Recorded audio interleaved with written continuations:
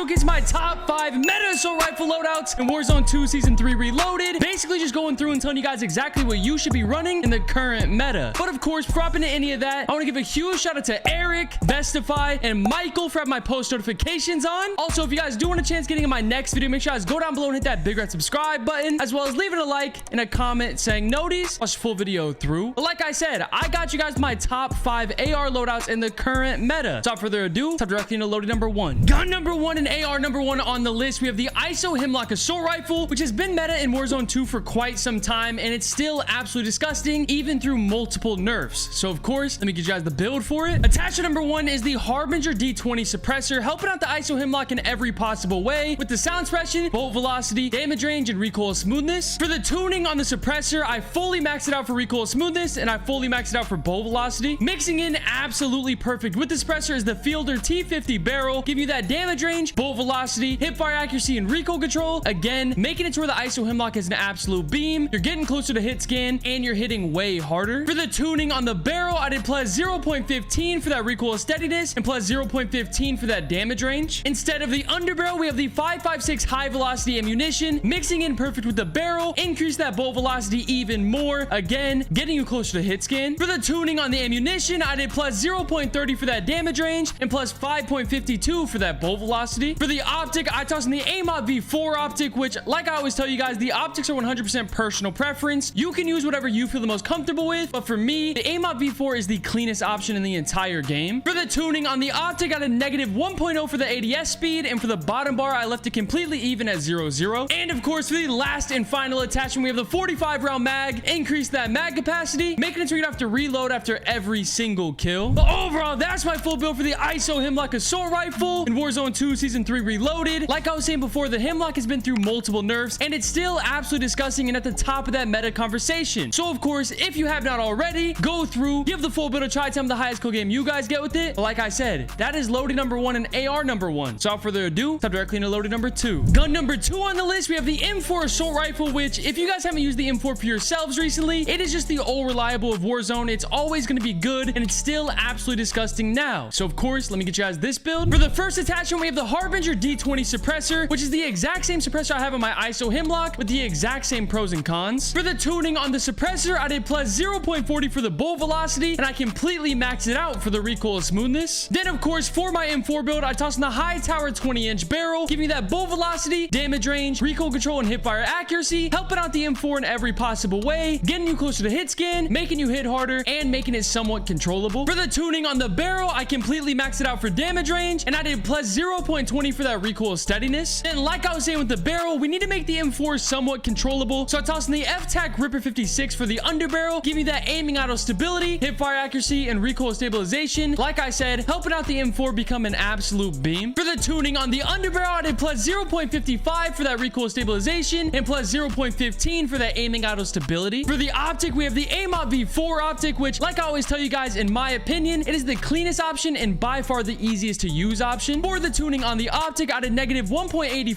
for the ADS speed and negative 1.01 for far. And of course, for the last and final attachment, we have the 60 round mag. Increase that mag capacity, which of course you can run the 45 round mag if you want a tiny bit more mobility, but for me, the 60 round mag just feels absolutely perfect. But overall, that's my full build for the M4 assault rifle in Warzone 2 Season 3 Reloaded. I'm telling you guys, it's just the old reliable of Warzone overall, and it's still absolutely disgusting in the current meta. So if you guys haven't already, go through, give the full build a try, tell me the highest kill game you guys get with it. But like I said, that's my loading number 2. So without further ado, top directly into loading number 3. AR number 3 on the list is the LACHMANN 5.56, which if you guys didn't see in the recent update, the LACHMANN 5.56 got a massive buff, making it better in every possible way. So of course, let me get you guys this build. Attachment number 1 for the third build in a row is the Harbinger D20 suppressor, giving you that sound suppression, bolt velocity, damage range, and recoil smoothness. For the tuning on the suppressor, I did plus 0.85 for that recoil smoothness, and I fully maxed it out for that bolt velocity. Then we toss on the 15.9-inch LACHMANN wrap barrel, giving you even more bolt velocity, damage range, recoil control, and hipfire accuracy, just like the suppressor, helping out the LACHMANN 5.56 in every possible way. For the tuning on the barrel, I did plus 0.20 for the recoil steadiness and plus 0.15 for that damage range. Something a little bit different for the optic, I have the SZ Recharge DX instead of the MW2, just because for this build, the Recharge DX just feels a little bit smoother. For the tuning on the optic, I got a negative 2.52 for that ADS speed and plus 0.64 for close. One of the best things about the LACHMANN 556 is it has absolutely zero recoil, and a large part to do with that is the F-Tac Ripper 56 for our underbarrel, giving us the aiming auto stability, hip fire accuracy, and recoil stabilization. Like I said, making the LACHMANN 556 an absolute beam. For the tuning on the underbarrel, I did plus 0.46 for the recoil stabilization and plus 0.26 for that aiming auto stability. And for the last and final attachment, we have the 60 round mag.